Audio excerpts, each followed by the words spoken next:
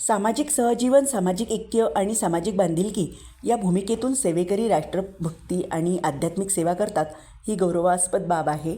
देश बलाढ्य होण्यासाठी, देशाच्या संरक्षणासाठी आणि देशाला महासत्तेकडे नेण्यासाठी सेवामार्ग आणि सेवेकरी परिवार कटिबद्ध आहेत. त्यासाठी अब्जचंडीची सेवा घेतली जाते.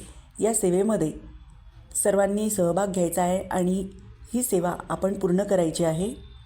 श्रावणात नागदेवता, गंगामाता, श्रीकृष्ण आणि नंदीश्वर यांचे 4 नवरात्र येतात.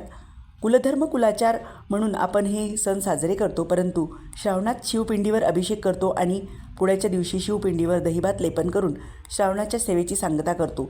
या सर्व सेवा मानवजातीच्या कल्याणासाठी आहेत. समस्त सेवेकरी परिवार अतिशय भाग्यवान आहे की गुरुपीठात एकाच पुण्यक्षेत्री त्यांना कुलदेवी कुलदैवताचा मानसन्मान करता येतो.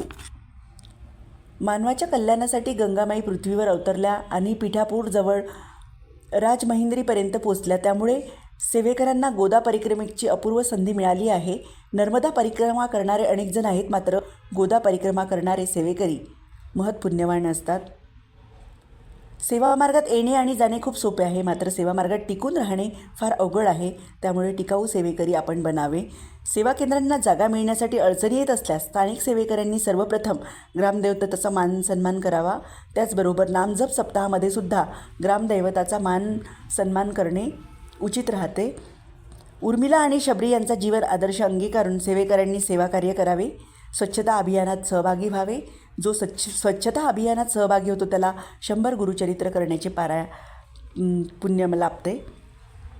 दुःखी, कष्टी, पीडित व्यक्तीला मोठ्या सेवा देण्याऐवजी वर्षभर 11 माळी 3 अध्याय ह्या सेवा द्याव्या. पुढल्या वर्षी सप्तशती आणि नवनाथ पारायणाच्या सेवा द्यावा आणि त्यानंतर गुरुचरित्र पारायण सांगावे.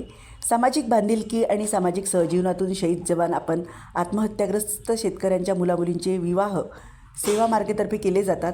या पवित्र कार्यात सेवेकऱ्यांनी आपले योगदान दिले पाहिजे. गुरुपीठातून सिद्ध करून घेतलेले श्रीयंत्र, रुद्रयंत्र अनुक्रमे आर्थिक स्थिरतेसाठी आणि निरामय आरोग्यासाठी वापरले जाते. त्याचे चांगले परिणाम दिसून येतात.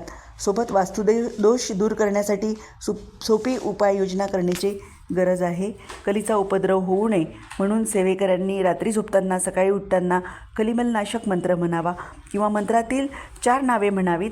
आणि विवाहाची समस्या असल्यास उपवर मुलामुलींनी नल दमयंती स्वयंवराच्या पाठ करावेत.